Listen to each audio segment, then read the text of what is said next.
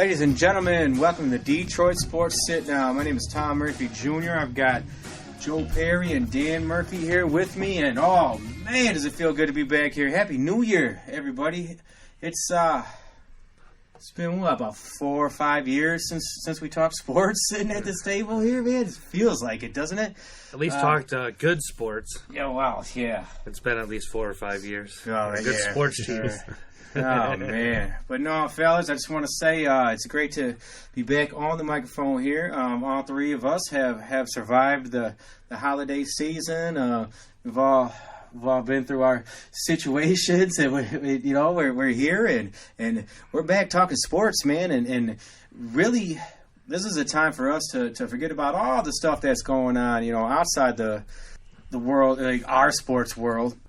Let's just forget about all that stuff, because we could talk for hours about the reality that's going on in our world right now. But we're just going to talk about this one main thing to start, and that's our quarterback got traded. Is that it's February 2nd. A whole bunch of stuff has gone on since the last time we got together sitting around this table. And for me, my quarterback got traded, and I'm not sure how to feel about it. So I really, really want to use this time now to maybe have a little therapy session. Maybe just really talk about how good this trade was, how a little I will remember you moments about Matthew Stafford. And I was just surprised that it actually happened. I am surprised that he went in there. I mean, I guess there's a mutual understanding, but I'm just surprised that Matthew Stafford went in there and wanted to leave. So you wonder about that. Like, you had to know that this must have been coming. But I wonder, why now? Like, he just went through Patricia. He's going through, does he want to go through another rebuild? But with the new coach and new regime, he is all the time. He wants stability finally in his last couple. 3, 4. Remember, I always said I thought he would retire early. Yeah. I think he is taking his last chance to go try to win a Super Bowl, because he knows it's not going to get it done here. He probably knows he only has a few years left, and that's his best chance to winning a Super Bowl is to go to a team like that. So it is good for him. Hopefully they can win a Super Bowl. I'll root for him like I did for JV when he left. But I was just surprised that it actually happened. That I thought it could happen this year and it might happen next year, but I was just surprised that it actually did happen with the trade. With getting 2 first-round picks obviously is good, and getting Goff.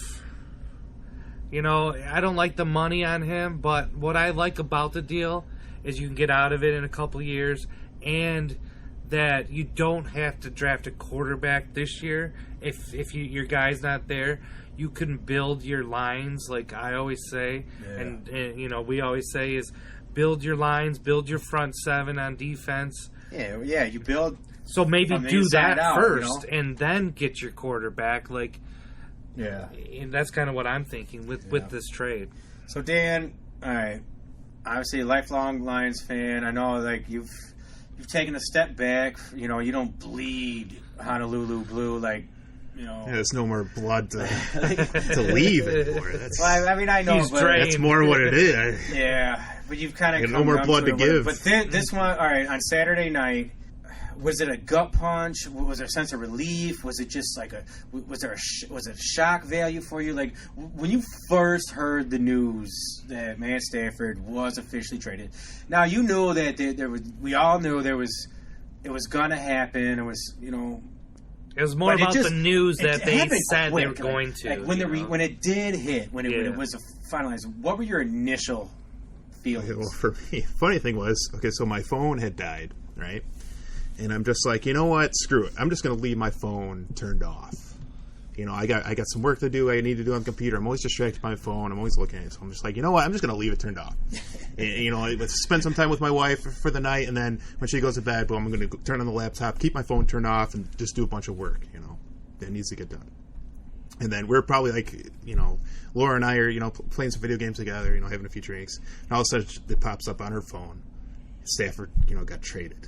Like, son of a bitch. Like the night I picked, I had my phone turned on. I just want to be away from my phone. Like one of the biggest trades in Detroit sports history happens. Probably the biggest. No. That's it. All right, that's a whole other topic I didn't even think about. But yeah. Still, but yeah, so still. But anyway, so obviously, I had turn my phone back on, charge it, get my phone charged. I'm borrowing her phone while my other phone, my phone's charging. Who's saying what? Did he demand this? What are they going to? Really? Did we really get that many draft picks? Just kind of funny side note to it is pretty funny for me. But going back to what Joe said, he was just surprised that it actually happened. I was surprised, going back to kind of the beginning of all this, I was surprised when they came out and said that he's going to be traded. Yeah. Like, it's rare that you see a team like, this guy is going to be traded. It's a mutual decision on both parts. Yeah, it is weird. He is going to be traded. Just send all the offers our way. Like, you usually don't see that played out publicly like that. Yeah. But there was and usually when that happens, you don't get what you want because the other teams know you don't have the leverage anymore. You know, teams, everybody knows that he has to be traded. But now. Look, you have to. But that's what the situation was. You kind of seen it building because they were bringing in so many people. Like, I mean, from the owner down, like, there's a regime change here, with Sheila kind of taking things over and brought in a whole. I don't want to say she got slapped in the face, but on Thanksgiving when they seen her with with that thing went out, she was. This things have to change, and then it just started snowballing. So then the coach and GM get fired, and then time goes on. Bevel. Things are going like okay with Bevel. Things are all right, but you're seeing okay. So things are gonna change. There's gonna be big time change, and then once the season does end, then you bring in Chris Spielman, and then now these other dominoes are starting to fall. You're bringing in our front office is like. It's like 5 people on this round table, like calling shots. You had to know that something was going to go down. But you're right, Dan. You don't really see something like that. But this is mass change pretty quickly. And from, I don't know, man.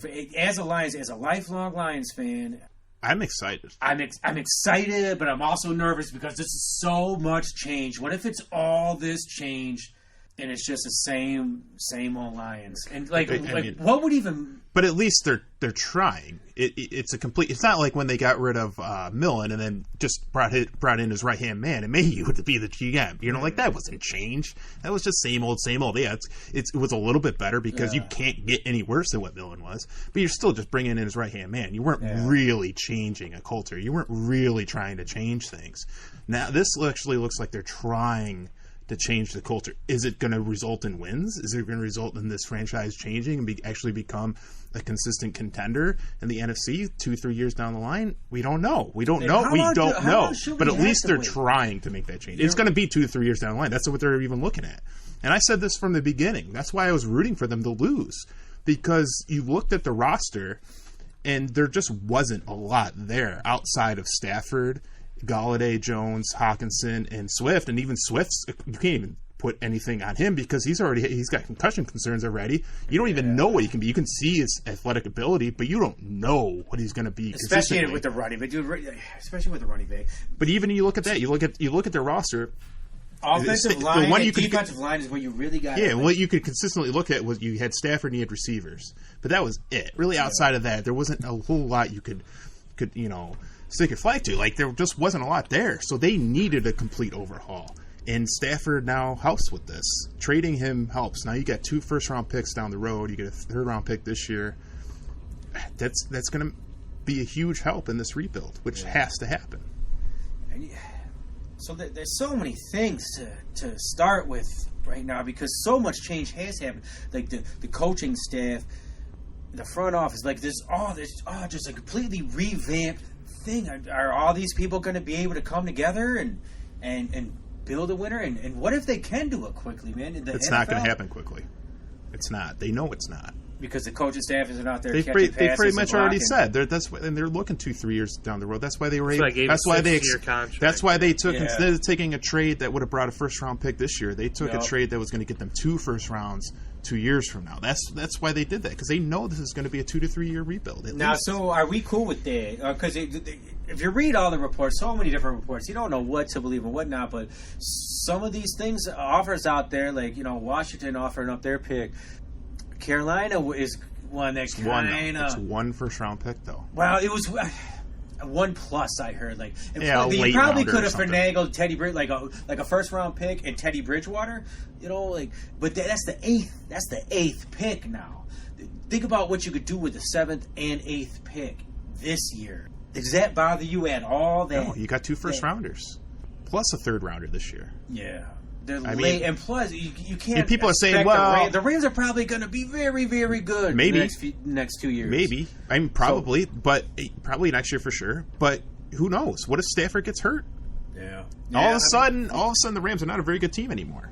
Mm-hmm. It can change. Things can change real quickly. Yeah. And those picks could be better than we think. But even if they're not, say if everything goes as expected, and the Rams are a good team, you're still getting a pick in the 20s, and you're still going to have your own pick. Yeah. Like, I would still rather have 2. I'd rather have 2 picks in the 20s than that 1-8. So we're good. Like, everything is good with this trade, right? Like as a Lions fan, I think it works out for everybody. You should be like just the money for the quarterback. But like I said before, I like how we can get out of it and. We don't have to draft a quarterback this year. Let's put it this way. Let's put it this way, right? Let's put it this way, right? If Stafford was here for another 2 years, are the Lions doing anything? No. Possibly. Right? No, right? I don't know. But How? With this whole with what? The regime change. They have one of the worst defenses in history. It's going to take more than one offseason to rebuild. I wouldn't say rebuild, just build. Like, rebuild from what? Like, they've never had it. It's not like with the Tigers. You're talking about rebuilding. Or the Red Wings rebuilding. It's just like we're build, rebuilding from Caldwell, and now we're rebuilding. It's so frustrating. Like, think about this. An average, basically a 10-win team with Caldwell. 9-7 is pretty much the average of Caldwell. Caldwell always kept us in contention, Mm-hmm. And 9-7 wasn't good enough. And so we were supposed to it was supposed to be the step up. And now 3 years later, dismantled the whole thing. We're in a rebuild, man. 9-7 was so great now that you look at it, dude. 3 years later. And now we're in a rebuild. It's not that it was so great. It's catastrophic that hire was. How bad that hire was. It's amazing. Insane how bad it was. But who knew that, though? Dude, a lot of people, the Lions weren't the only people that wanted Matt Patricia. Matt Patricia was the defensive coordinator, the rocket scientist, defensive guru behind, Belichick's. He was Belichick's right-hand man, all that. It was just supposed to be so great, Everything was supposed to be so awesome. What do you think it says that Stafford and who knows the facts really behind it, but the reports are that Stafford said anybody but the Patriots. Yeah. Does that say more about about Belichick? No, or more it says everything about Patricia. Or does it say more about Stafford? He's like, dude, I don't want to do this. I don't want to do that way no more. And like Peterson said, after Patricia left, football was fun again. So I could see almost every player said something. Yeah. Whether very subtly him say or that, very out, like Darius Slay still is on Twitter. Almost it feels like every day saying something about the Lions. But you could tell that there was some extreme hatred amongst the players. And we talked about this when it happened with Slay and Patricia. And I think we were. I think we were a little bit on the fence. Like, was it Patricia's fault? Was it Slay's fault? Yeah. Who's at fault here? And I think we were kind of on the fence because, you're not there. We're not in the locker room. We don't know for sure. But now we know. Now looking back on it, we know that Slay was probably in the right and Diggs was probably in the right. The guy was just and Patricia was just terrible. To work with. Anytime you get rid of good players, it's not a good thing. Yeah. It's not. And when you're getting rid of 2 of your top cornerbacks because of whatever issue, it's not like they were locker room cancers. Yeah, because Diggs went on to be a very productive player in Seattle, and Slay went on to be just because you don't like pretty him, productive that's not in good. Philly. He had his struggles, but they both went on, and they weren't locker room dividers or anyway on their new teams. It's not like a Terrell Owens situation where the guy just dumpster fire everywhere he goes. So they probably just knew that they were doing stuff that they didn't want to do, and they're football players too. They played their whole life, and they probably didn't think it made sense. They spoke up against it, and they got rid of them. You can't get rid of great players. But what though? That doesn't mean you're gonna lose every time. Just like Houston. Houston did the same thing. Look at them. Now they're losing all their players, and they're gonna have to rebuild. That's what it is, though. Like you said, though, man, there's conflict between the coaches. This isn't and even players. a rebuild from what, man? Like somebody said it best. This isn't a rebuild. This is a build. like we're starting from scratch, man. It is. It's frustrating again, but there's new hope. So I don't want to sit here and think, man, I'm just gonna wash away the next 2 years. Just think that we don't even have to compete the next 2 years. Shouldn't there be some competing, or should the Lions straight up tank? Well, you don't. I mean, you don't think you tank, but you just look at what it is. So you don't tank. So okay, because you're playing. What the point is, like with Jared Goff, right? Yeah. And you can see things from both sides. Some people think he's terrible. Some people think he's a lot better than what people are saying. You give him 2 years to see. We'll see. Is he somebody you build a team around, or is he somebody after these 2 years you let go? But we have all these draft picks now, so you can't. That's not going to work for me, Dan. Like you can't. You have to decide now. Like, are we going to build around Goff? Or are we going to Why don't you build a defense and then plan on getting rid of Goff in 2 years? You build a team first. Yeah, why don't you just build a great team, and then if that quarterback doesn't work out, then you figure out the quarterback situation. How if he's not if he's getting rushed out of the pocket, if he's getting murdered, and his defense is giving up 34 points a game, how do you know if he's even that good or not? We saw it with Stafford. The NFL knew. The fans knew. Stafford was great, even though his team around him sucked. Well, you can see. You can watch film. You see film and see it. We're really going to find out. That's why you build the lines. Some really bad. He came up short a lot of important times, man. We can say that too about Stafford. He wasn't always He didn't always make the perfect play, and especially at the very, very important times. How many? Either of you guys can throw it out. What is Stafford's most memorable, biggest win? And don't say the Cleveland game where he got hurt, because everybody already knows that because he was mic'd up and it's legendary. Other than that game, which the game didn't even mean crap anyway, I mean, there's tons of fourth what's quarter the comebacks. One game where you're going to remember 12 years of Lions football? Well, this guy was our quarterback. Is there one game where you're like, that guy is the man? Don't say the Cleveland game. There's several I could point out. Point out one. What the one? The Dallas game where he drove them down the field. That's the one and didn't win the game. I know the refs. Blah blah. No, blah. not the playoff game. The regular season game they won. The regular season. In my head too is the Dallas game. Well, yeah. There's no playoff ones. I know. That's kind of where I was getting at. There's no playoff games. Because I asked the question, what about his playoff win? I asked the question, do we... I'm joking. Oh, I know he didn't win. I'm like, wait, what? He's like, did I miss what that? universe are we in? But I was saying, because that's kind of it, though. Because there's a couple regular season games where he really... He wins. And I asked the question, man, do we... I mean, you can say the same thing about Barry Sanders, then. Like, if you're going to say that... Like, well, there's no playoff performances you can point out and say he was great. Okay, then Barry Sanders was just mediocre then. But you can obviously he wasn't. You can watch Barry Sanders highlights all day long and know that this guy's a Hall of Famer. There's no doubt about it. His number should be in the. And you can watch all the film of Matt Stafford and say he's a fringe top 10 quarterback. Obviously, 10 NFL teams did.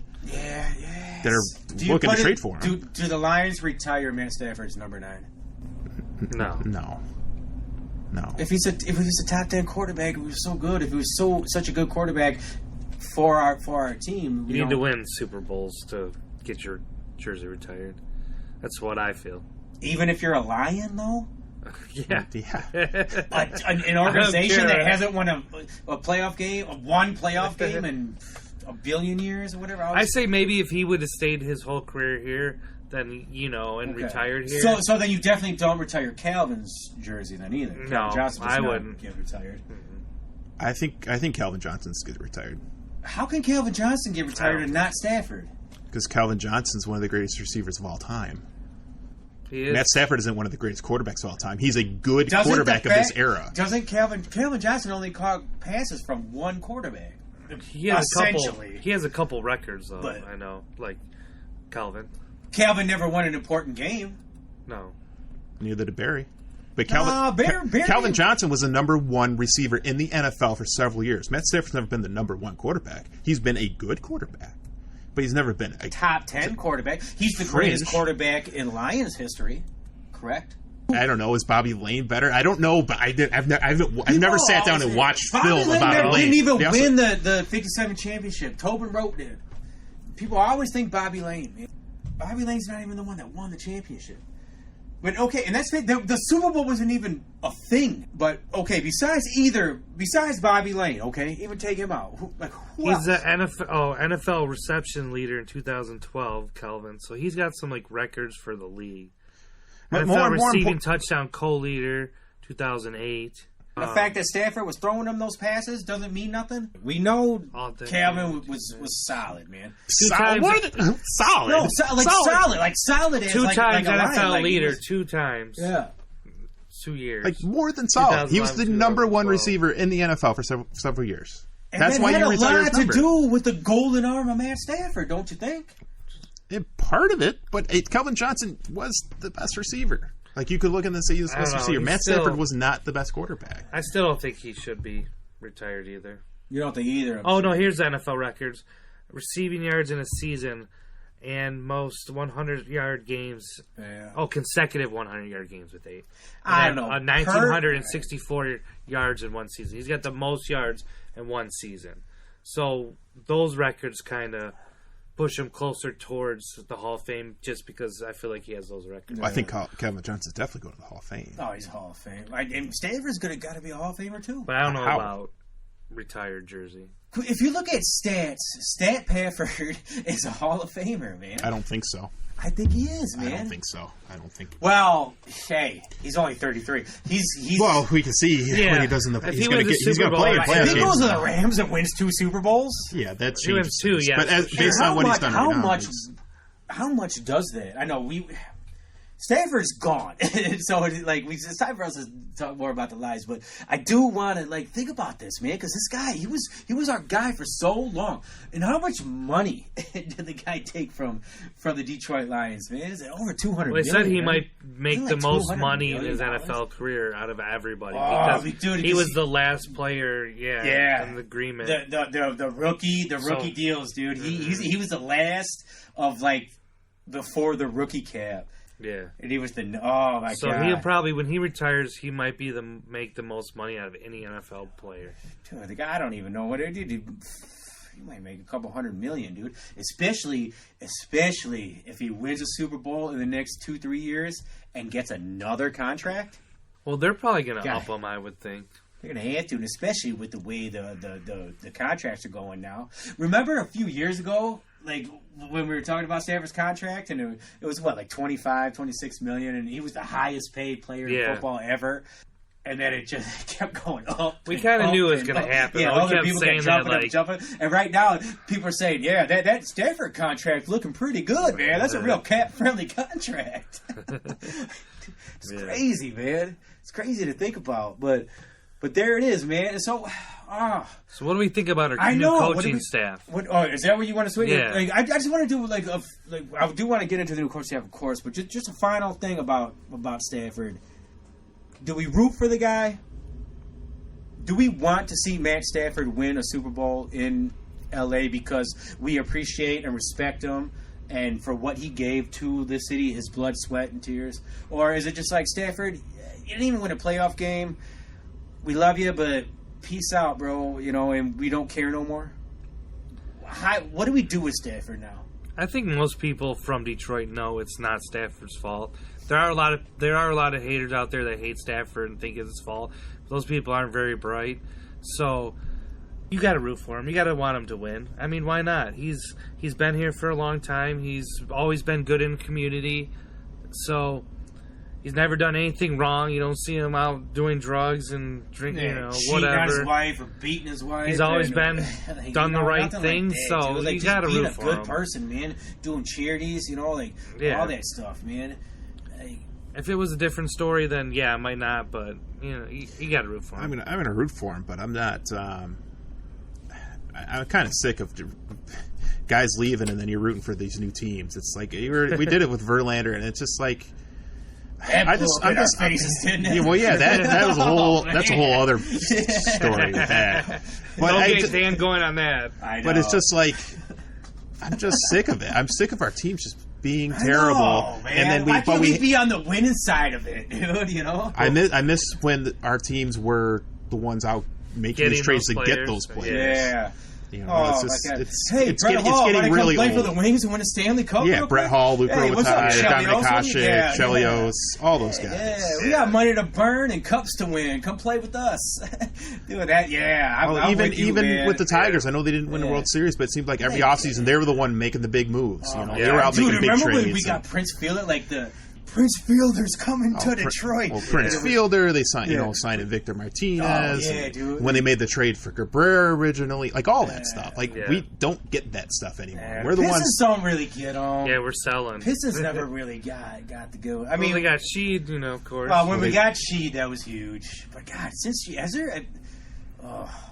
I know, not really. But the Blake Griffin trade, like that was kind of exciting to get Blake Griffin, but we kind of all knew what was going to happen with that. Yeah, and it's all playing out, right? Yeah. It's playing out right now.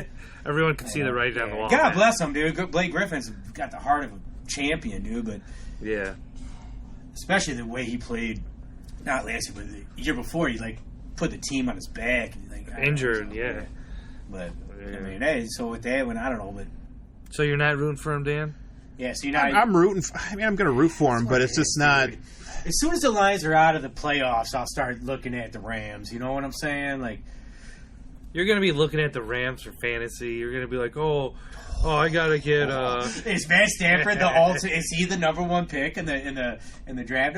Like, no, he's not. But it bumps all the rest of those guys up, though. Yeah. Oh well, yeah. I'm not number one pick because quarterbacks are number one. God, so you're going to be paying attention, Tom. Oh, you're probably drafting him. You know you are. You're still going to love him. If I can't get Mahomes, next year, that Stafford might be the number two. Who else? Who? No, he's not number two. Lord, you don't think Stafford's number two on the Rams next year? No, he's top. With Cooper Kupp? Cooper Kupp and Woods? Robert Woods and Akers at the running. Oh, my God, dude, they got a running game, they got an offensive line. Dude, that Rams team, and then, dude, oh, my God. With Sean McVay, they're going to be good, man. The Rams are going to be really good. I think Stafford is really going to shine. Is this the Ram show? No, it's goodbye, Mr. Stafford. Yeah. We appreciated you to an extent. Good luck until we play in the playoffs. Well, they play in the regular season. Yeah, the Lions go to LA. That's right. I really hope they do it prime time, dude. I guess they go, because the Detroit has to go to LA, I believe. Yeah. The dates aren't out yet, but the schedule. Like the home teams and first road teams or whatever is out there, but the dates aren't all set yet, and the TV times and that. Man, I hope they put that one on prime time. Oh God, okay, what's next, man? What do you want to do? Okay, you want to talk about coaching staff? Yes, right? I sure do. All right, are you guys? If you ever get knocked down, Dan, okay, you're an offensive line coach. For your high school team. Have you ever told your linemen, if you get knocked down, you get back up, but when you're on your way up, you better take a kneecap with you? Bite their kneecap, right? Bite your kneecap, yeah. I'm pretty sure that'd be a personal foul. So no, I've never. Right through that knee pad, by the way. I've never used that terminology. No. Did it pump you up, though, when you heard it from new Lions coach Dan Campbell? I mean, I thought it was a little over the top. You and the rest of America. No, I see. Like everything I saw, everybody was like fired up about it. Like saying it was a little some jokes for sure about it. Best press conference ever. Blah blah blah. I'm like, sign this guy up for the WWE. But yeah, I just don't care about any of that stuff. Like, win games. That's all I care about is winning games. He said that too, though. That was like one of his. I know. It's like you don't want to hear that shit. Yeah, dude, that was. Which that comment I liked. Yes, I loved it, man. The whole thing, it was. I don't want to say it was bizarre, but it was just different. It was different. It was different in a good way. Marinelli. When Marinelli, when you had to listen to an old dude though, man. But it's like, just I that. Got my egg. What is it? Like I got my eggs. My pick is sharp, and he'd say, gotta make sure your pad levels are low. And it was that dude. Just because it was way funny. More intense than that. Yeah, he's more intense, but just because it was funny. So what though? Okay, so let's talk about Dan Campbell. He was intern in Miami a couple years back. Didn't really do nothing great with that per se, but What I like about our coaching staff is they all look like they could play. Let's not say all coaching staff. Well, I mean, that is, yeah. They look like a really good, like... They look tough. Like a pro, not a pro-am, but like an alumni. Yeah. Like, you know how like the Wings will play the Leafs? Yeah, or like Joey Kosher will like be out there with Wendell Clark, but they're both 50 years old. Yeah, dude, I see what you're getting That's what I like about our coaches. like we could go, our we coach could go could kick go out your coach's ass. Yeah. And, well, we did get Dom Capers, and I don't know where we put maybe the punter. He's just kind of over He'd helping have to be the punter. Yeah. But our main guys.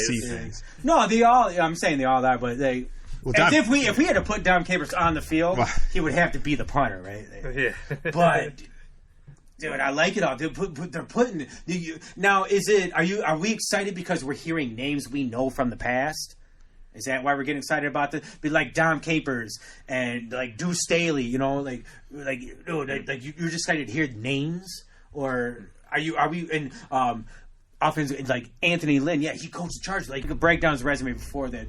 Yeah, so, for 4 years he was. Yeah, like that's exciting. Like he was a head coach and now he's coming back to be the coordinator. So like these things are exciting. But you're starting to wonder.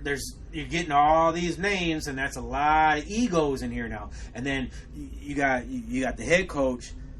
Is he going to be able to stand up and be this leader of men that we're hearing about? You hear that players would run through a wall for him.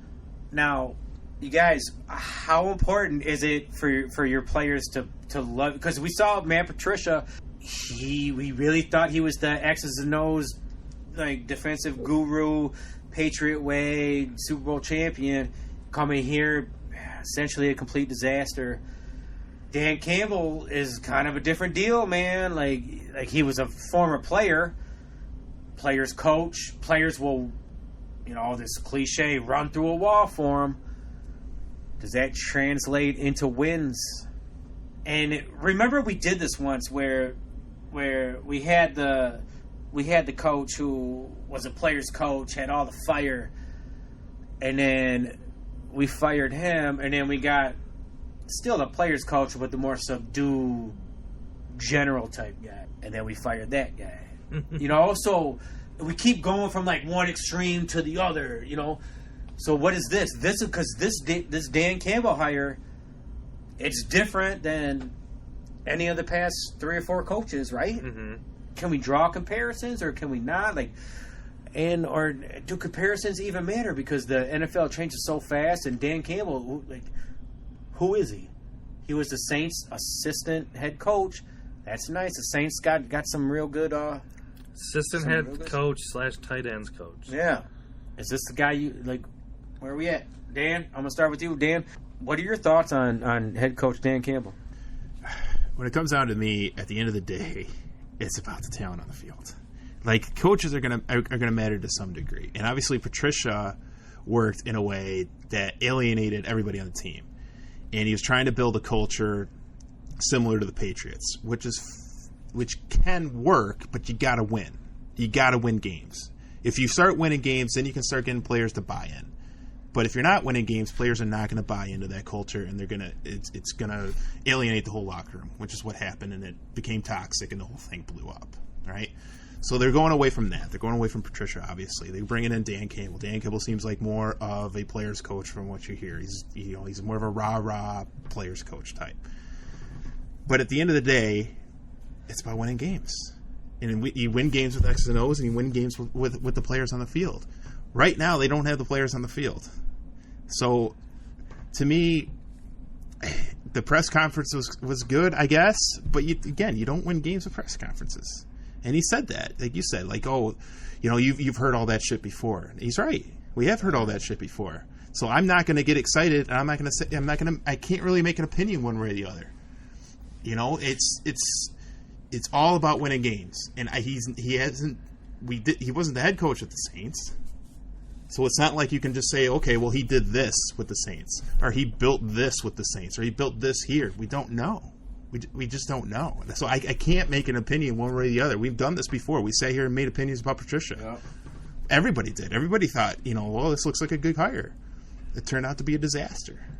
So I don't even want to sit here and just put put my flag on the ground and say, yeah, I'm with Dan Campbell. He's going to make changes. He's going to change this team. I just kind of take a sit back and a wait-and-see approach with anybody that they hire at the head coaching position at this point. And who the hell knows, dude, to be honest, man. Because all of this, dude, you look at the Chiefs, man. The Chiefs a few years ago were just a team that was always around. They had a great culture as far as, like, being football. Like, Arrowhead Stadium was always full of rabid fans. It was a hard place to win football games. But the Chiefs could never get over the hump. Now, granted, like, they were in the first Super Bowl or whatever, but they were always around, right? They were always pretty good. They were always playing great football games, exciting playoff games. Never could get over the hump. And they had a quarterback, but then they got into a position where they could draft a quarterback and then let him sit for a year. And then they took a pretty good quarterback that was there in Alex Smith and just traded him and said, you know what, this is our guy now, so we're just going to trade Alex Smith. And then they get like Andy Reid, a really, really, really good coach, always in the mix, always with the Eagles. How many playoff games? How many conference championships? How many Super Bowl appearances? Never won it. And then everything just fits there. Andy Reid figures it out, and the Chiefs figure it out. And they get it. And now they got this possible dynasty here, because they figured something out. Everything just fit together. I don't. Where's the comparison? The comparison is it could happen to the Lions, but how? How is maybe I don't know. Maybe you get the guy you need, man. Andy Reid was a proven coach, though. We're not getting. I know Andy Reid was a proven coach, but even more important than that, well, I'm just saying all the talent. Andy Reid was that's kind of what I'm saying, man. Andy Reid was a proven coach, and it kind of goes your point and a lot of other points where it's not always the coach. You could be a great coach, and it matters the talent on the field.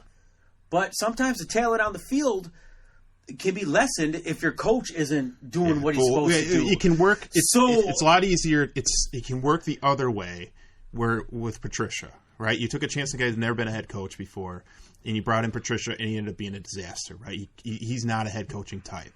You had to find that out through 3 years and a complete disaster, right? But he also didn't have the players on the field either.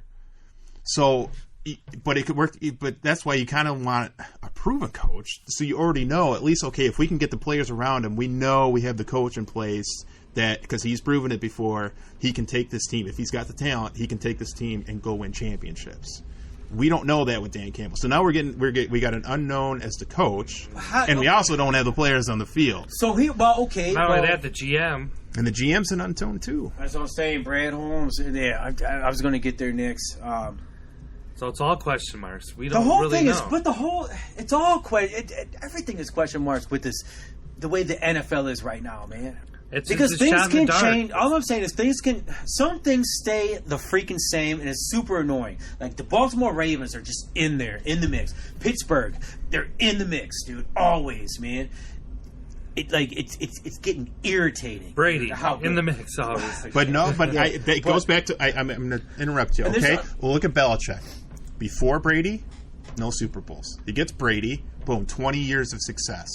Right? 9 Super Bowl appearances. I know we're going to get into all that. Okay, but I'm just saying about the coaching. No Super Bowl. Belichick was an assistant coach for the Giants, man. An assistant coach? When he was a head coach, he didn't have a ton of success until he got Brady. Didn't Belichick and Brady come very close together? He was a head coach at the Browns and got fired. Yeah. The Browns. It's the Browns. So what about the Browns? What? He didn't have the players around him, right? Patriots, Brady steps in. If Brady doesn't step in, Belichick may never have gotten another chance as a head coach. Who knows?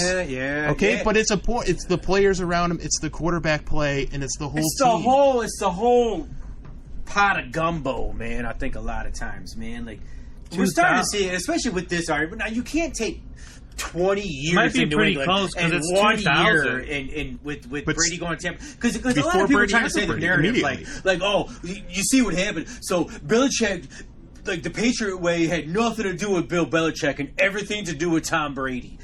Had a lot to do with it. It had a lot to do with both, I would say. I would agree, but I think it had more to do with Brady. Would you say...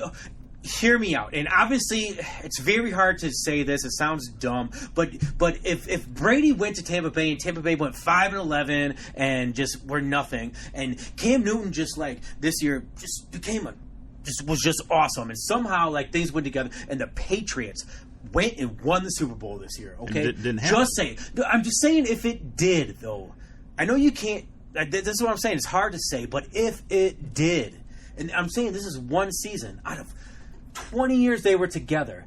If things went Belichick's way and not Brady's way, would this conversation be so flipped? Would Danny Amendola be out there saying everything was all the Patriot way was Brady, and would all these other people be come out here saying blah blah blah blah blah? No, I don't think so. I think there'd be a lot of silence on the Belichick haters and former players and former things.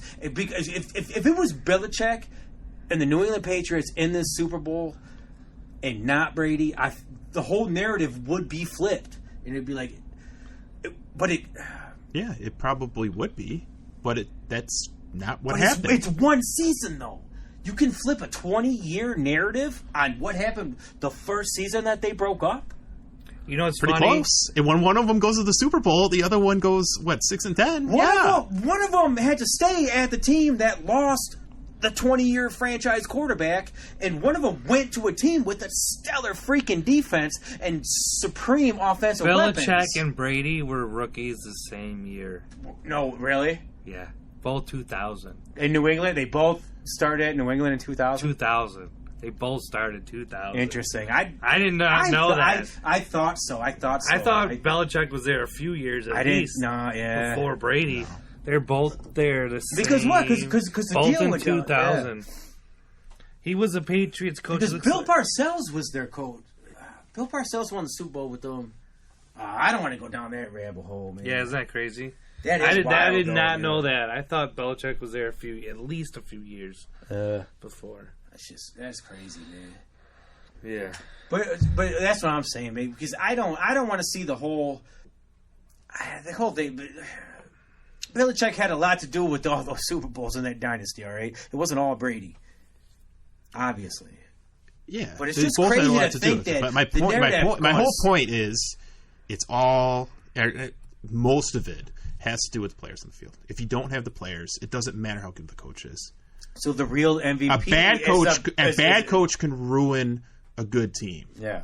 Okay, but a good coach can't take a bad team and take them to championships. You can't. You can't. Not at the NFL level. You can't. No, you can upscore a little. Bring them to the playoffs. A coach could win a game or two. Like a coach could probably win you a game or two. Well, it's not just that's about it. Not just a coach, but like Belichick was even player personnel, dude. Like, he's building the team in the offseason. He's cutting dudes at the right time, getting dudes, like, on the pennies on the dollar at the right time, putting people, like, as a Lions fan, the one that really gets me is Kyle Van Noy.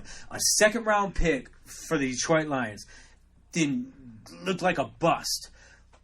Guy won a Super Bowl under Belichick, man. Starting linebacker, dude. Like it's those type of things, man. Like that's what I'm hoping, and that's kind of like to circle back around to what really matters is what is this regime for us, man? Is there enough talent on the field right now for the Lions to win football games? No. There is, man. There is right now. Kenny, who's your top players? Kenny Galladay not signed. Marvin Jones not signed. Matt Stafford traded away. I'm saying the team that was on the field last season. The defense, one of the worst in history. Yeah. Where are you going to? What are you looking at? Hawkinson, your tight end?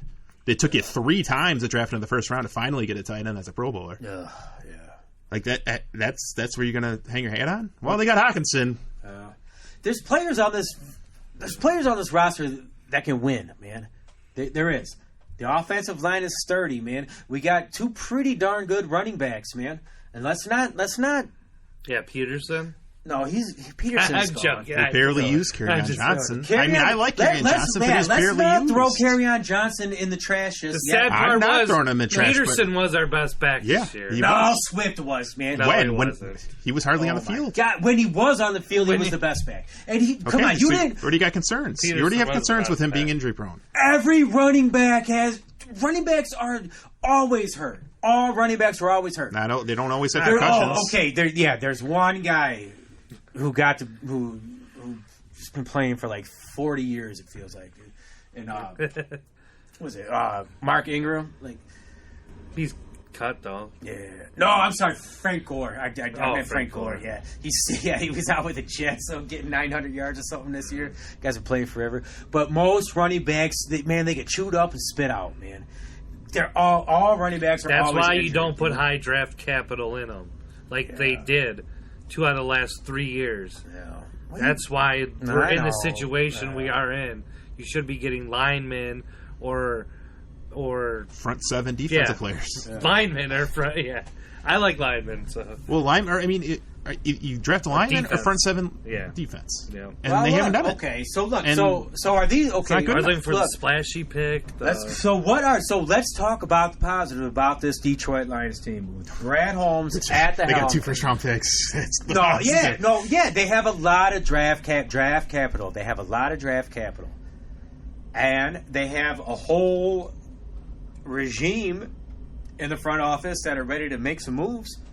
I mean, so far, you look at what they let's just put what they walked into. All right, and the limited time they've been here, I think it's all been positive. So that's the good news. I think the press conference, what Dan Campbell can do, he's done well, right? That's all you can go off. What he's done so far, you feel good about. Yeah. You haven't been on the field yet. They haven't drafted yet. They haven't done any of that stuff yet. But the limited time they've been here, you feel good about it. And the trade was a positive.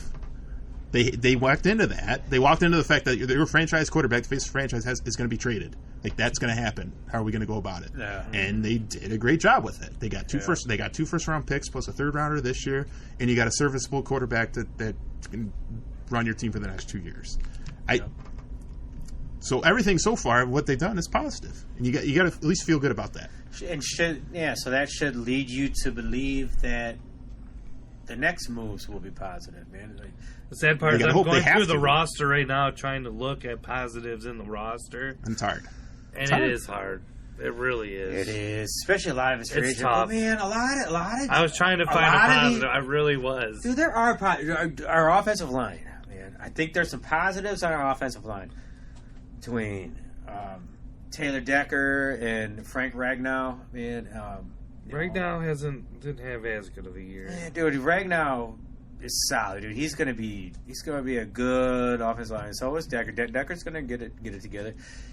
I think Swift is going to be a star. I think next year he's going to shine next year. And I think Kerryon Johnson could be a serviceable backup. I don't know if Swift can think run through the tackles though. he's not a run through the tackle guy. But that's what you need. That's what You know, Kerryon Johnson is supposed to be. They need that thunder and lightning type deal. Oh man! But dude, Swift Second round picks need to do both. Dude, Swift isn't your bowling ball, but he can run. Dude, if you give him a hole, he can find it and get through it. That's for sure. And, okay, he dropped the one ball against Chicago, and that hurt. You open a hole for me, I can get a couple yards. Joe, you run your 40 in like 8 minutes, man.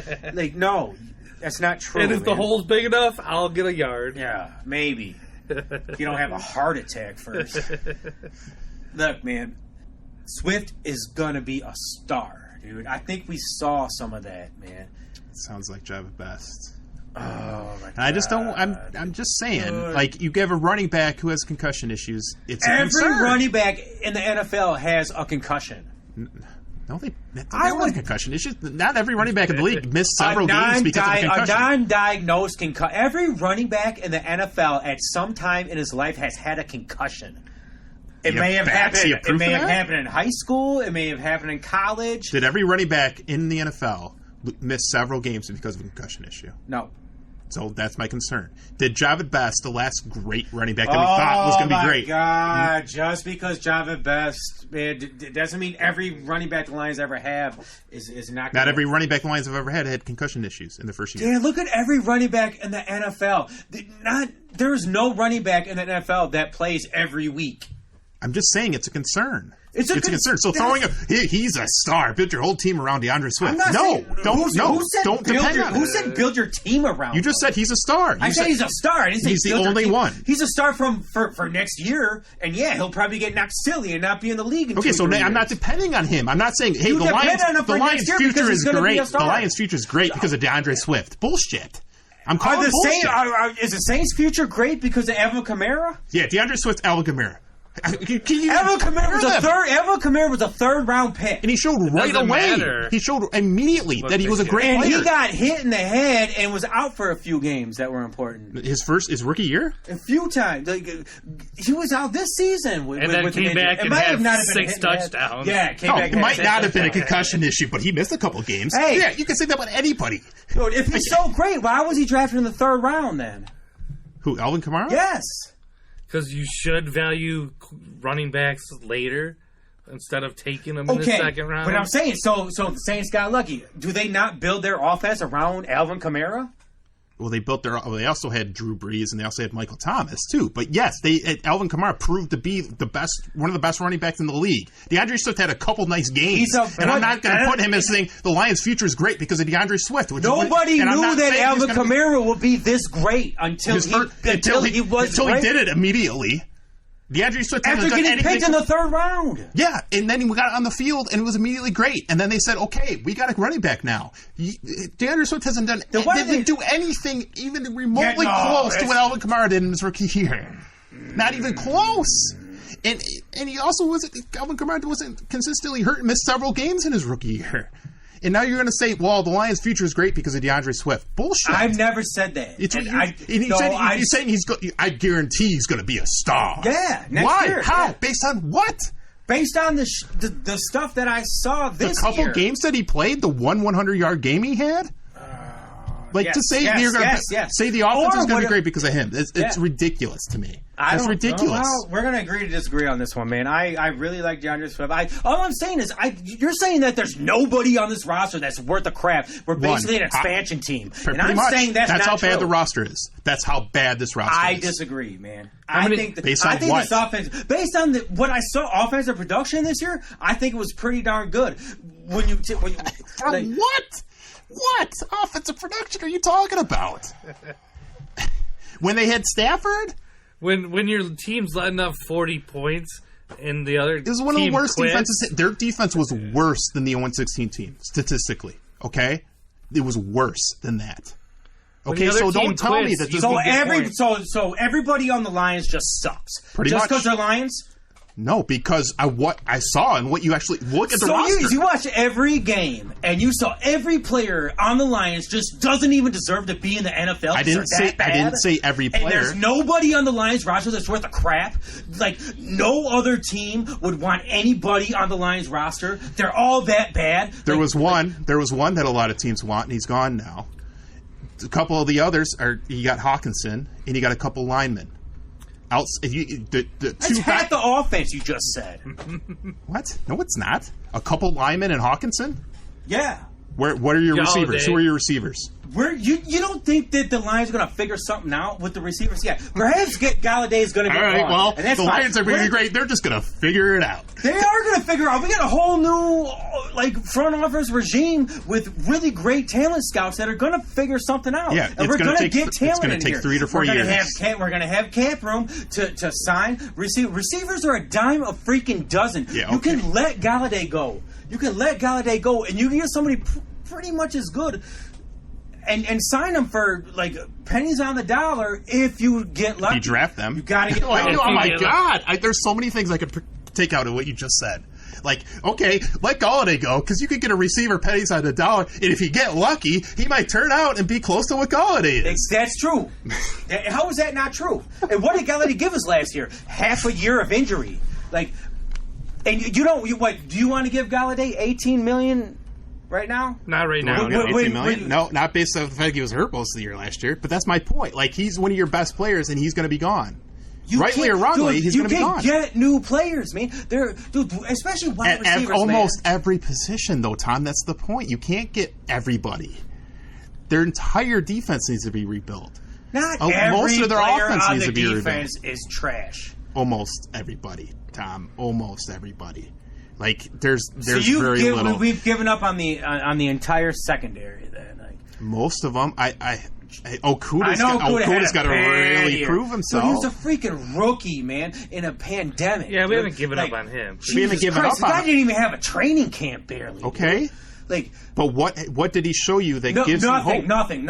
Exactly. He showed me my nothing point on this whole roster. But oh my God, like it could change. Interception. It could. Maybe. DeAndre Swift stays healthy and shows all the potential, and we see all his athletic ability, and he stays on the field. Maybe this line comes together. Maybe Jared Goff's a lot better than what people are saying. Maybe they can rebuild the receiver corps. Maybe they re-sign Galladay. Isn't that what the NFL is? Maybe. A lot of teams have at least some guarantees that you can say, I can hang my hat on and say, we got this. We at least have a great defensive line. We don't have a lot else, but we can build around it. We have a great quarterback. We can build around it. We have a great running back core. We can build around it. We got a great receiving core. We can build around. There is nothing on the Lions, not a single position, except for punter, that they can say, this is great. Let's build around it. Tight end, maybe. You can't build around. Well, yeah, that's tight end and punter. Super Bowl. There's things we can build around, man. What? Your tight end and your punter? That's all they have right now. Tight end, your punter, your running back, and your studs on the offensive line. What running back? DeAndre Swift. Okay. I'm not building an entire team around DeAndre Swift. That's hanging my hand. Nobody's saying. I'm saying we have. The Lions aren't going to go 0-16 next year, and there's a future here. Probably 3-13 or 4-12. There's a future here in a few years, Tom. It's going to take at least 2 to 3 years. It sucks, but we're in for the long haul. So it goes back to what you could all the way back to what you originally said to start this conversation. Are we just giving up in the next 2 years? And as a fan, I got to say, yeah. That was 2 years. So you want to have less than 4 wins in the next 2 years, and just keep I'm not saying I want on it. I'm just saying that's probably what's going to happen. I'm not putting any expectations of them even of being a playoff contender until 2 years from now. Yeah. Unless Jared Goff is like way better than anybody thought he was. And it was hit totally all the our Rams draft that were, it was all Goff and not the rest of the Rams. Unless that comes to fruition, which I don't think any of us think that. Not what that that's the only. That's the only. But I don't think Goff is as bad as. No, neither do I. But he's not going to come in and throwaway, man. Like, I agree with that. Yeah, I think he's a serviceable quarterback. Also, let me throw this out there. I know. I'm just like I'm bleeding. Honolulu Blue Kool-Aid. I don't think we're going to be a playoff team next year or nothing. And as a matter of fact, I want to throw this at you guys. What if Goff never plays a snap for the Lions? Is this something you guys even thought about at all with this rebuild? What if we trade Goff on draft day for more draft cap? Is there any possibility? Because look at some of these teams, man. What if the Colts, what if the Colts want a guy? What if the Carolina Panthers? Carolina Panthers were going heavy on Stafford. What if they want to throw something? What are they going to get for him? Do you think they're going to get a first round pick? I don't think it'd be a first round pick. Would you give Goff Absolutely. If a team offered you something positive for Goff and took the contract, absolutely. The talk is amongst that trade. The reason the Lions got a second round pick is because they took the contract. So if you look at that in reverse, now you look at the Lions. They have Goff, and you try to trade him. Are you going to get anything? Probably not. Possibly, depending on how this market shakes out. Maybe if you do, just to keep him. If you can, jump all over that. The guy's been in a Super Bowl.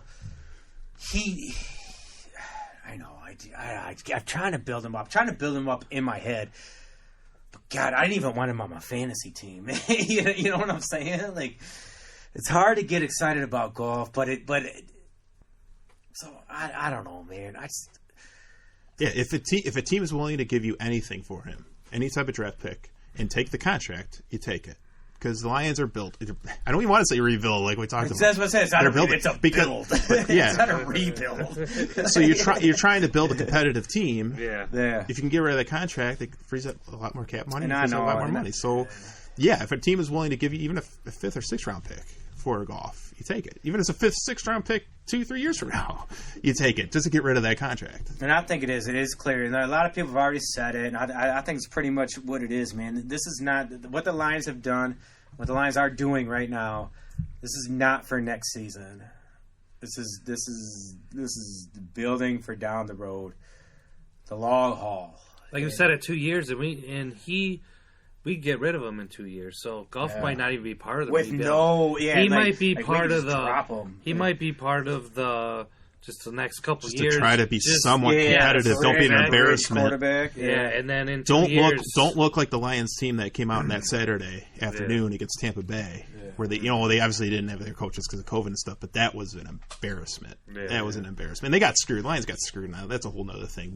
But you don't want the Lions team to look like that. You don't want to come out on TV and look like that. You want to at least be competitive in some respect. Mm-hmm. And I think Goff can supply that. Yeah. But I think we all have to realize that this team is not going to be any type of playoff contender for another 2 years. And it sucks. But that's what it's going to take. And you never know. Maybe there's a whole bunch of surprises that work in their way. Maybe you're right. Maybe DeAndre ends up being Kamara. I don't know. But I'm not going to depend on that. But if a lot of things go right, you never know. Something can happen. But if you just look at what they have, you look on paper what their team looks like, it's going to take 2 years before they're competitive again in terms of a playoff contender. So let's talk about two teams that are in the Super Bowl, and I really want to talk about what an exciting Super Bowl this is. All right, we're all football fans, like we all are Lions fans, so we've never really felt what it's like for our team to be in the Super Bowl. But I want to get past that now and really talk about what the Super Bowl, what this one means to us as fans, and are we excited about it? And I know, like, for me, I'm a Michigan fan. I know, Dan, you're a Michigan fan. So Brady is always kind of like cool with us because, you know, he was Michigan's quarterback. But the greatness of the Super Bowl is something that's exciting for me, man. The storylines. There's always storylines in Super Bowl, but this Super Bowl has some really, really interesting storylines, man. Like Brady versus Mahomes, right? Brady coming to the NFC in his first year in the NFC, taking his team to the Super Bowl. And you could just go on and on with all these storylines.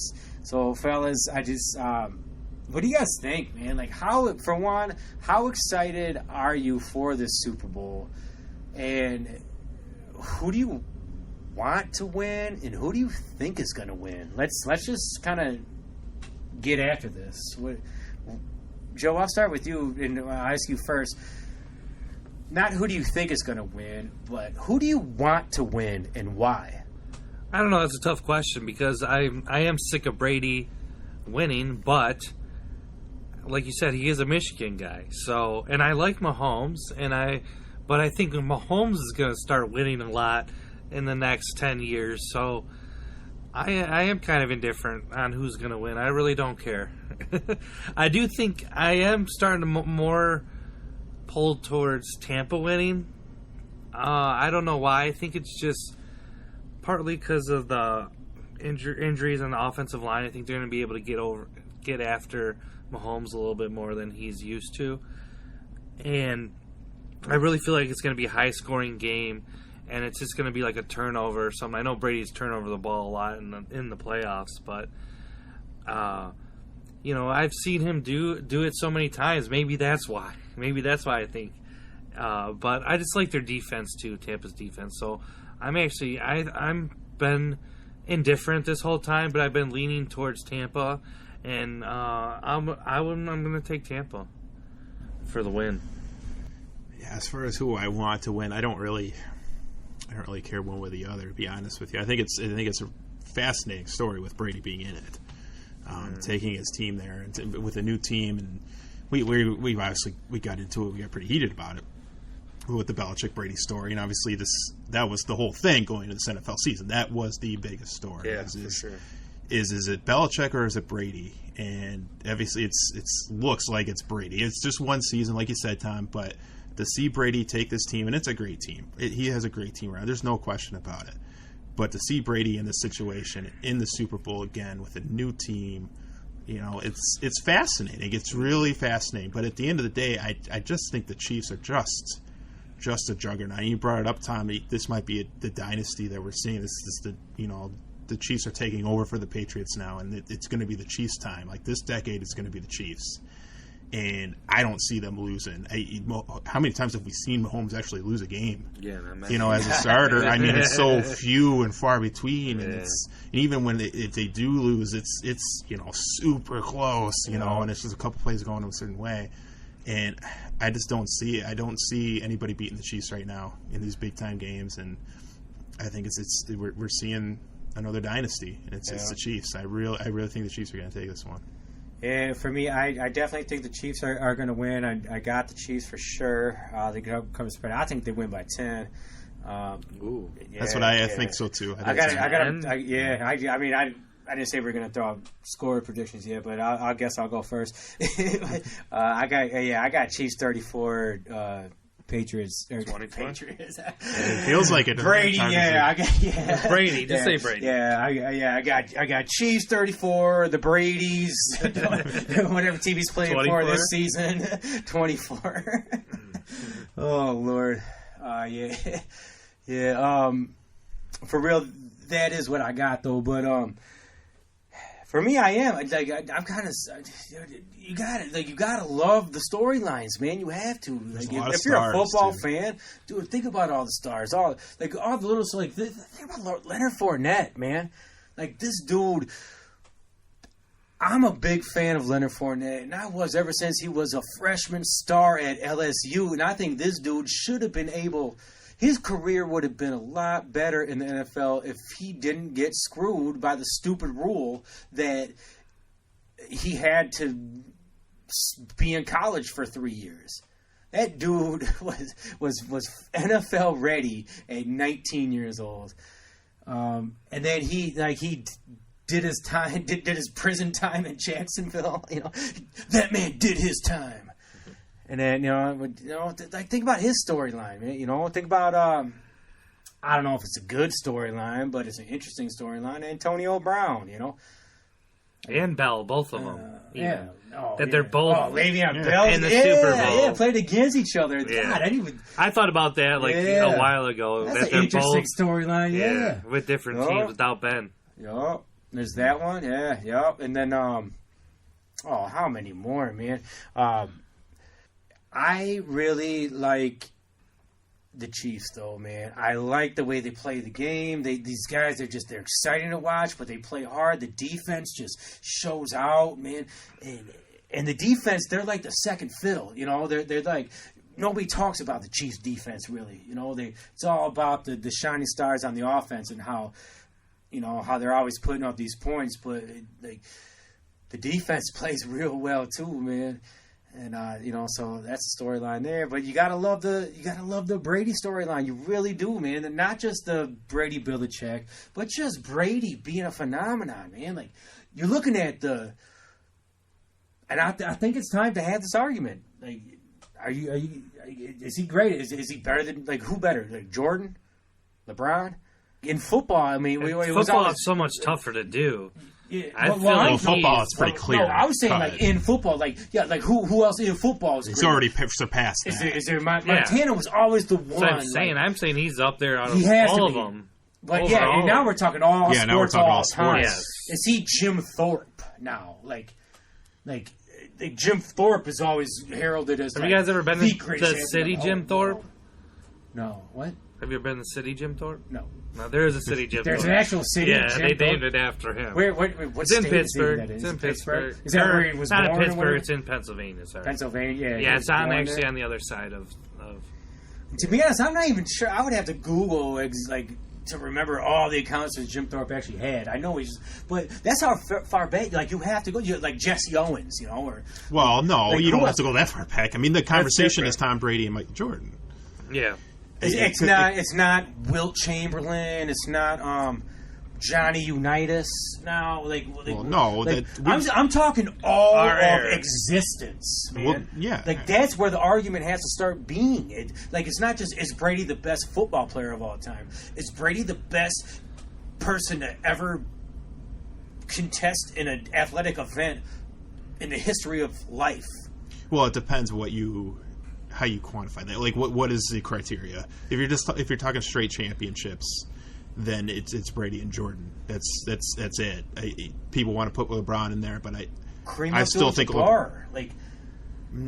still Jordan. Like, he won everything in college. I'm sure he won everything in high school, and he won so much in the pros. Like, it's still Jordan. You got to start thinking about these things, Jordan. man. I think the consensus. I think it's no question Brady, because I feel like it's the toughest sport. No, and what do you say? By just greatness. He's not the most dominant. Like, he wasn't as dominant as Shaq was. Like, Shaq was so dominant his position.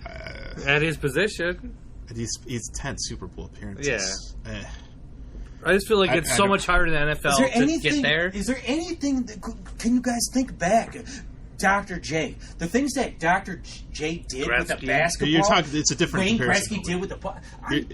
But those are just pure athletes. That's what I'm different saying. concern. If you're talking... I think the criteria is more about just winning. Just purely winning. So is there a difference between greatest athlete of all time and greatest champion? Yeah, because now you're bringing Bo Jackson into it. Yeah. It's different. It's a different argument. It's a totally different argument. Tom Brady's not even in that conversation because that's not... He is not... Yeah, Tom Brady's not an athlete.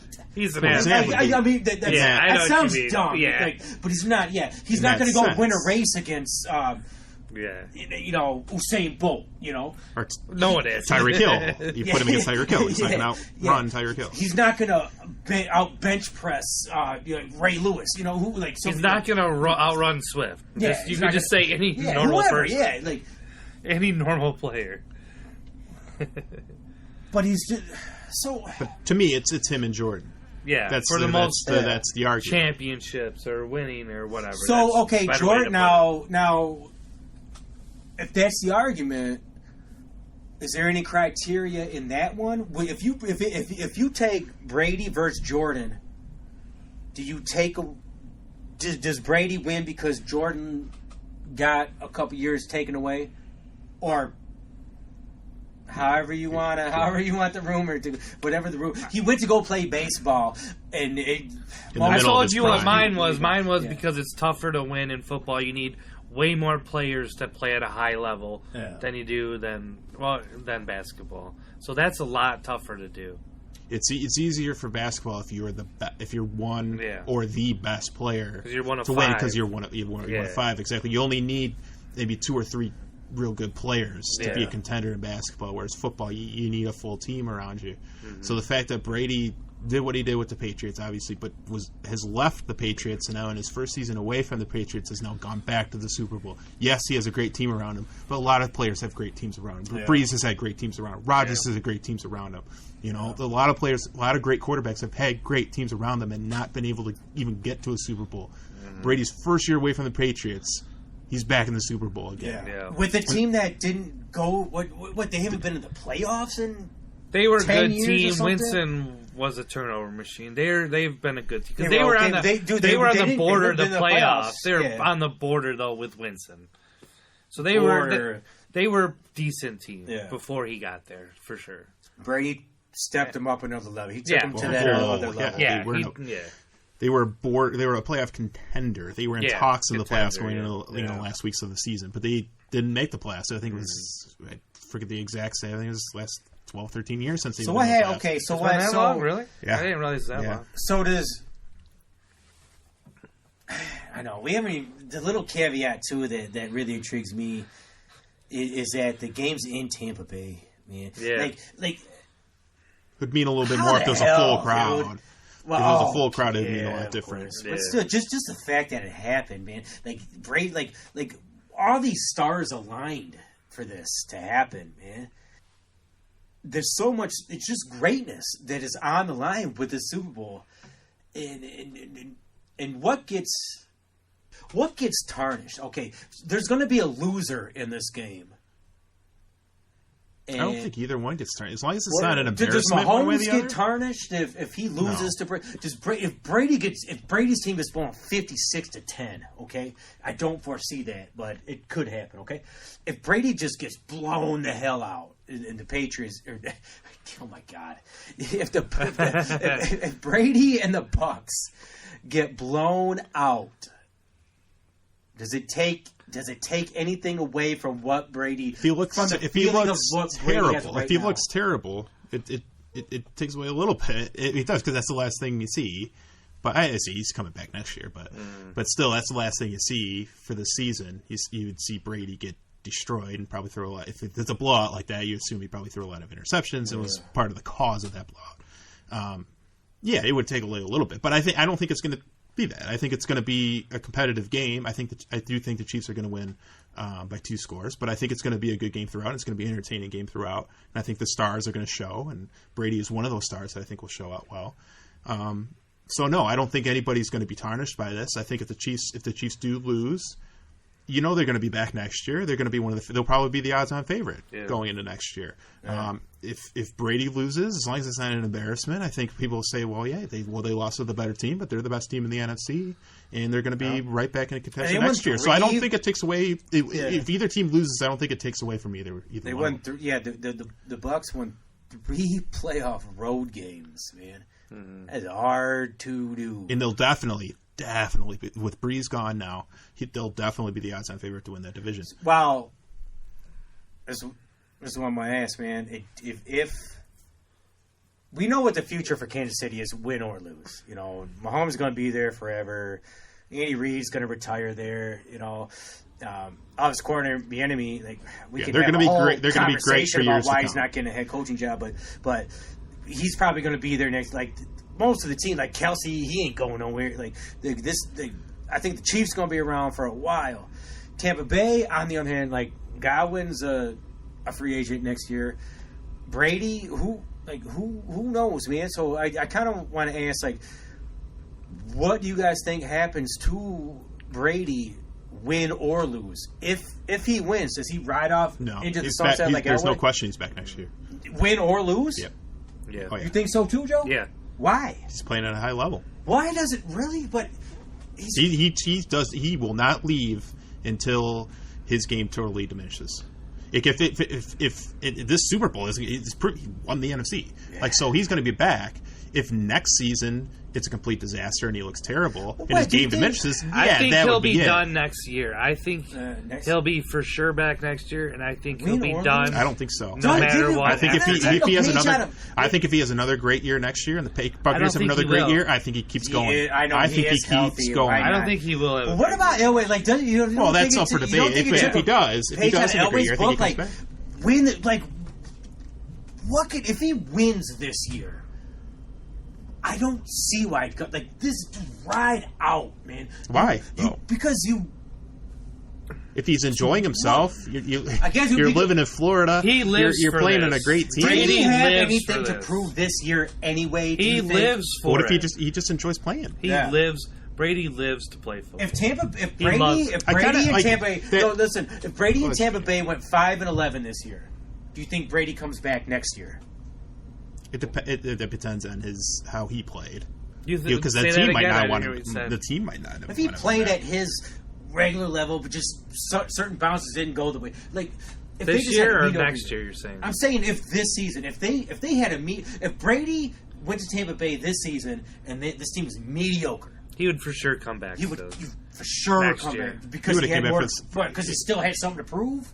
So this year, he loves to play football. He don't care. So it has nothing to do with. He don't care about proving anybody anything. He's already proved everybody. He's got all the records. He just loves to play football. I think as long as he's healthy and playing at a high level, he's going to keep playing. And why not? Why not? Can you blame him? No, guys playing the game he loves, and he's doing he's going to the Super Bowl. So obvious, he's doing it at a high level. He could. Like, he'll go another 2, 3, 4 years, maybe even. I don't think so. It just depends. I really think he's gonna just next year's his last game. year. The game's I always mean, the odds fast. are he's going to eventually take some big hits. Yeah. You know, at some point, and you got to imagine at some point he's going to get hurt, and that'll be it. That's what's going to take him out. But as long as he keeps playing and he stays healthy, I don't see a reason for him to leave. He doesn't want to leave. He wants to keep playing. He loves this. And why wouldn't you? He hasn't deteriorated this year. That's why I always question the play. Oh, well, what else does he have to prove? Well, he doesn't want to prove like, it. Who cares? Like, he wants to keep playing. He wants to play. How many people get to be the starting quarterback for a good football team in the NFL and be watched by millions of people? Like 44. Did you guys see when they put it was him and who the Raiders was it George Blanda? Who was a quarterback for the Raiders? They put a side by side picture of Brady at 43 years old. And the dude from the 70s, man, I think it was Blanda. And this dude looked like he was like just ragged and like 80 years old. It's like, funny you bring that up because I got something to add to that. So it was so funny. Like Brady looks like he's like 26 years old, ready to just run out there and do wind sprints, dude. And I think it was George Blanda, and he just looked like he was on death's door, dude. Somebody had something similar to that. I just saw on Facebook when we were, at intermission, I guess you call it, right? Podcast. Kelsey and Gronk are the same age. They're both 31. And you would think one is in their prime, one is in their prime, and one is ready to retire. Yeah. But they're both 31 years old. Isn't that wild? I did not know Travis Kelce was 31 years old. Yeah. He's been in the league a while. He kind of blossomed later. Yeah. Where Gronk was the opposite. Has he always been on KC? Yeah. Kelce? Yeah. They kind of have opposite careers. That is why. Yeah. Wow. All the injuries and how beat up Gronk is. Well, Gronk was always a good blocker, too. Yeah. So that's part of why his took a lot of injuries. And think about how many extra games Gronk has played, man. Like all these playoff runs with the Patriots. Yeah. God, that's interesting, man. I did not know that. What you think about each player is like totally. You think of Kelsey as this real young, athletic, in his prime player, and you think of Gronk like towards the end of his career, still providing something to the team, but he's winding down. He's definitely towards the end of his career. They're the same age. He's faking wind sprints. You guys see that? Yeah. That was so funny, man. He does one set of wind sprints and then just puts on different T-shirts and then just sends in the video. Gronk's hilarious. Yeah, he is, man. But he's still in the Super Bowl, man. That is funny, though, I'd love to be his best friend, just hang out with him every day. It's probably I would just like to be one of his hilarious. brothers. That could have been you, man. You could have been Gronk, dude. I could have just been riding your coattails, man. I could have been doing funny YouTube videos, man. He's just hilarious. You could have been this big-ass tight end. That'd have been great, man. Sorry, I didn't have NFL caliber athletic so ability. where are we all at in the Super Bowl? So man, I'm gonna say Tampa's gonna win. I'm gonna be the oddball. You're gonna take Tampa, huh? I'm gonna say the score is gonna be 31-28. You said the winning score first. You never do that. You're right, I did. He always says the losing score. Have you been off for a while? I'm sorry. I messed it up. Oh man. No, but yeah, I really think I don't know. I'm just thinking Tampa. They've been playing such good football ever since Brady took over the offense, and he's just been on fire. So yeah, not a bad pick. And then the offensive line issues. Yeah, Dan. What do you got?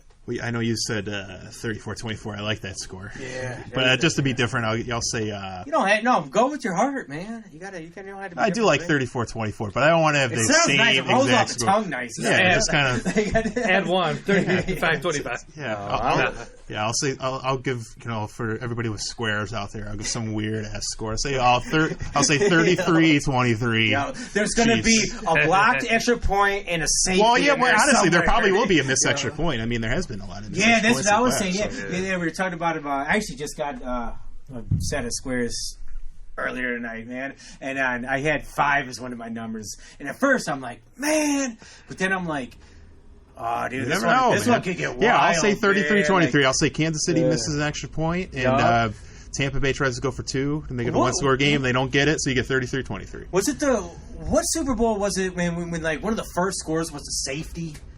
Oh, the Seattle game when the ball went over Seattle versus Denver, when the ball went over Peyton Manning's head, the big snap. Yeah, that was like super early in the game, right? It was the first play. Yeah, and it was the first play for scrimmage. The whole square set off. It was crazy, man. Yeah, so it set the standard for what the whole game ended up being. Like, it was a complete disaster for Denver. Yeah. I've never won a square, so I stopped. Are you serious? Never won. I win one almost every year, man. No. Yeah, you're lucky. Good, I know. I do it. I get the squares, man. I still the best square. I was a little kid. All right, it was San Diego and San Francisco in the Super Bowl. It was a complete blowout. It was the end of the third quarter. San Diego scored a touchdown. It's like, garbage points. Even if garbage points in the third quarter, but it was a complete blowout. And the Chargers scored. So as a kid, Dad had gotten me a square, and it was like a big money. It was like $450 if I got the square. For like me as like a 7-year-old kid, $450. Like, oh my god! That's all. And so all I needed San Diego to miss the 2-point conversion, right? And it was right at the end of the quarter they had scored. And if they had missed the 2-point conversion, I was gonna win because it was right at the end of the quarter, and then they converted on the 2-point conversion. I was like, oh. So it was like my first disappointment of like gambling. It's like as a 7-year-old kid. But like, that's when I think of squares, I always go back to that moment. So the first time I remember having squares, and I was so close to winning $450 as a kid. Man, and that's so awesome. Man. Yeah. But I didn't get it. Well, there's always this year. Yeah, but $450 as an adult doesn't mean nearly as much to you as it does when you're a 7-year-old. Man, I don't know. I'm bet, man. I might be homeless if I don't want to square it. I'm really counting on this 5 and 5.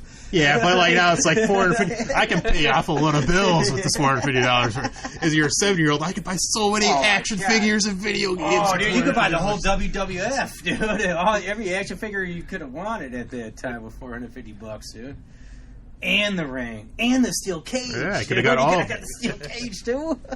Man, I'm even disappointed now. Just yeah, I know. I'm still, man. Look, dude, Kansas City. Part of me does want to, dude. I respect Tom Brady, dude. Michigan man, you gotta love that. Getting ring number 7, the whole storyline with him coming to a different team, after the whole dynasty. First team to like be at home for the Super Bowl. All of that stuff sounds great. The Chiefs gonna win, man. They're just too good, man. They're just too good. And they're gonna win. They're gonna win 34-24, and that's it, man. That's just it, man. Like it's a cliche at this point, but with Andy Reid, you give Andy Reid 2 weeks to prepare for you, you're gonna lose. That's usually how it plays out. And this team they're just so good. There's so many weapons, you never know where it's gonna come from, man. And I do get a little bit concerned about some injuries on the offensive line for the Chiefs. However, I think they're going to find a way to overcome that, man. And I think it's Mahomes' time, man. You're going to see a legitimate passing of the torch here. I kind of like the fact that it's Mahomes versus Brady. It wouldn't be the same if he just beat him in the AFC Championship. If Brady was still on the Patriots, and Mahomes won a Super Bowl, a back-to-back Super Bowl, and it was against, say, Drew Brees, that'd still be pretty significant, Or say the Packers, and Mahomes beat Aaron Rodgers, pretty significant, But beating Brady's a whole nother deal, man. And I think that's what's going to go down. And I think it's not going to be Brady. It's not going to be like, I don't think it's Brady going to make a bunch of mistakes or Mahomes making a bunch of great plays. I think it's going to be the Chiefs are better than the Bucs, man. And that's just what's going to happen. I think it's going to be a competitive game, but the Chiefs are just going to be better. They're going to be better. They're going to make more plays. Yeah. They just got more, big time players, I think. But just to finish, before we finish off, MVP predictions. Who do you got for the MVP? Right, regular season MVP? No. Super Bowl MVP. Oh, Super Bowl. Who's going to be the best player in the Super Bowl? Do the Disney commercial and the whole deal. I mean, it's got to be Mahomes. It's got to be Mahomes. Unless Kelsey gets 3 touchdowns or Tyreek Hill gets 2 or 3 touchdowns. My pick is Tyreek Hill. But it's going to be Mahomes throwing those touchdowns. So it's and that, dude, Mahomes. Mine's going to be a curveball. Yeah, I got Fournette. I got it. Oh, you really? That's what you're doing? Yeah. They control the ball. He gets over 100 yards, a couple touchdowns. And that's how they do. They just ground and pound, and Fournette gets like 150 yards and 2 touchdowns, and they slowly, methodically win the Super Bowl. Yeah. And Leonard Fournette is the MVP. Yep. I'm taking Tyreek Hill. I think he's had 2 big time games, but he hasn't scored touchdowns yet. And I know this because I'm in a touchdown fantasy league. And got Tyreek went 70 yards. Gets tackled at 2. What do you get? Like 10 catches, 170 yards. Yeah, I get no points and no touchdowns. So he didn't score touchdowns. Gets a 70-yard completion. Gets tackled at 2. I get nothing. Yeah. But I think he's the biggest playmaker in this game. No doubt. He's the fastest. Dude, the guy could be shut down 98% on the plays, sure, man. But he could have 2-3 plays and impact the entire football game. And it's incredible. I think he's going to make a couple big time plays in this game. They're going to be the difference in it. I think he's going to get those touchdowns that he hasn't gotten so far. And I think hear that. Be the difference. I think he gets 1 touchdown, and then he's going to get a bunch of catches, a bunch of yards. I think Kelsey's going to get a touchdown, a bunch of catches, a bunch of yards. And spread around. So and I need Mecole Hardman to get the first touchdown of the game, please. That's a very extreme prop bet. Betting is legal in Michigan, so we're allowed to talk about it now. And I have a lot of money. Well, I have $10 on Mecole Hardman getting the first touchdown, and I win a lot of money. Was that like a plus like 10,000 or something? No, it's actually not as high as you think it was, man. I get $180. It was that's plus 1,800 or something. 18. $10 gets me $180. So 18 to 1. Yeah. Right. Yeah. So it's 1,800. Yeah, plus 1,800. It's plus 1,800, yeah. Because I got 3 bets out there as far as that goes. I got $10 on Kelsey to get it, and that's 7 plus 700. And then Tyreek Hill's the same, $10. I got on him, and then I got $10 on Mecole Hardman. So Kelsey, if I win, I get $70. Tyreek Hill, I get $70. But Mecole Hardman, I get $180. But you automatically lost 30 off the bat, so really you only win 40 if one of them. Yeah, you'd only profit 40 if one.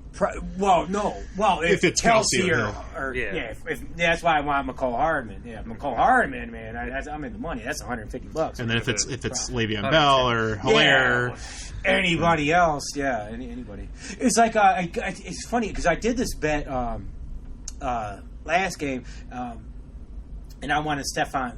I put Stephon Diggs, and it was dude, the guy from Buffalo who got the first touchdown. It was the guy from Buffalo. Knox. Dude, his odds were probably 1 in a million to get the first touchdown, dude. No, because he had a touchdown in their first. I played him in my daily league. Oh, really? Yeah. I just, dude, to get the first touchdown, no, I don't. But anyway. But anyway, so basically your point was that you think it's going to be a little bit more spread around. So that my point is Pat Mahomes is going to get the MVP. His team's going to beat Brady. He's going to pass the ball all around. He's going to make great plays. They're going to run the ball. The defense is going to step up. It's going to be an entire team effort. And when it's an entire team effort, usually it's the quarterback that stands out. Pat Mahomes, MVP, and he becomes the best quarterback in the NFL at this time. Because if you want to be the man, what do you got to do, Dan? You got to beat the man. And Brady's the man. And there it is, ladies and gentlemen. All right, you guys, is that it? Are we good? We got we got a whole show in, man. Oh my Lord, fellas, it's been a pleasure. Dan, Joe, oh man, It's good to be behind the mic again. It's good to get all this football talk out, man. You know, you can only talk online so much, man. Sometimes you got to actually talk, you know. You know, a lot of people could use that advice. Yeah. They actually said what they were typing out. They might have a different opinion of what they are actually putting out there. Yeah, well, yeah. That's a whole other show. Yeah. I mean, we are hiding behind microphones. We're not hiding behind keyboards, though. But with anything that we say, we ain't hard to find. You know, we can argue whatever. But you're right, man. You're right, all of it, man. It's just, oh, man, I'm so glad we got to do this, man. Talking football. And, all right, man, I don't know. We'll see, man. We'll see. Hopefully we can keep this going. Oh, we got to review the Super Bowl next week. We're definitely going to review the Super Bowl. And then we got a whole lot of sports, man. We got Pistons, Wings. We got Pistons are going to all those big Tiger free agent moves. Yeah. You know? Well, hey, Wilson Tigers, Ramos. You know, all the Wilson Ramos. All our sweet teams. Remember last time we got a real significant catcher and it sparked a rebuild? Pudge Rodriguez, Wilson Ramos are basically the same player, right? Yes. Hey, anybody who gets kidnapped and held hostage, Venezuela or Costa Rica or where the hell it was, and survives that, and then lives on to become an all-star, I'll take him as my catcher, man. That's Wilson Ramos, dude. That's a gamer, man. And we're gonna that's some hot stove stuff, man. We can get into next time, man. I don't remember the last time we even talked about anything other than football, to be honest. What's we're talking September, about? maybe? Any other sport? Like I know, what is we're talking about? Especially in Detroit, man. That's what I'm talking about, man. Hey, none of our teams, man. We got some college basketball, baby. Maybe there could be some March Madness in our future if Corona doesn't steal it from us again this year. We might be able to talk some Michigan hoops, man. Maybe Michigan State too. They're not looking too great, but Michigan's looking pretty good. So that could be some exciting something to talk about. Maybe there could be some trades in the Pistons' future. I don't know. You know what? I don't know, man. I don't know what the hell we're going to talk about. But we're going to talk sports, man. We're going to keep talking sports. Ladies and gentlemen, this is the Detroit Sports Sit Down. Peace.